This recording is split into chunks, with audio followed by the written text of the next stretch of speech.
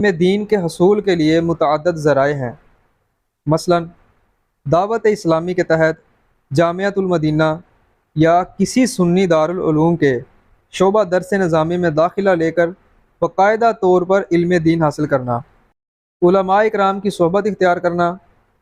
دینی کتب کا مطالعہ کرنا، علماء اکرام مثلاً امیر اہل سنت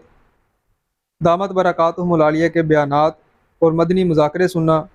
مفتی راشد محمود رضوی یا دارالافتاء اہل سنت کے فتاوی جات اور ویڈیو کلپ دیکھنا، راہ خدا میں سفر کرنے والے تمام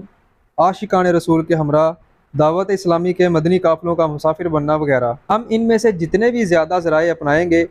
انشاءاللہ عز و جل اسی قدر ہمارے علم میں اضافہ ہوتا چلا جائے گا۔ جب علم دین سیکھنے اور مسائل ضروریہ کی اہمیت ہم پر آشکار ہوتی ہے تو بعض اوقات یہ جذبہ پیدا ہوتا ہے کہ جو کچھ علوم اور مسائل ہیں سب کے سب ایک دم ہمیں حاصل ہو جائیں۔ ایسا ہونا اللہ تعالیٰ کے فضل و کرم اور اولیاء اللہ کی کرامت سے تو یقیناً حق ہے، مگر عام مسلمانوں کو ظاہری اسباب اختیار کرتے ہوئے بتدریج علم حاصل کرنا ضروری ہوتا ہے،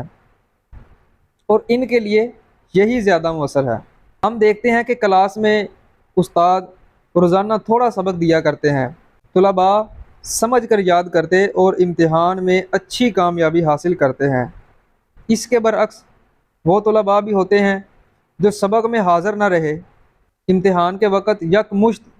یعنی ایک بار میں پوری کتاب کا رٹا لگائیں گے۔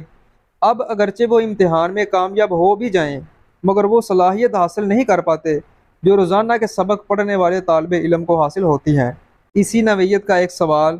فتاوی رضویہ شریف میں سیدی اعلیٰ حضرت امام اہل سنت سے کیا گیا، جس میں سائل نے تمام ضروری مسائل ایک دم پوچھ لیے۔ اس پر آپ نے سائل کو علم دین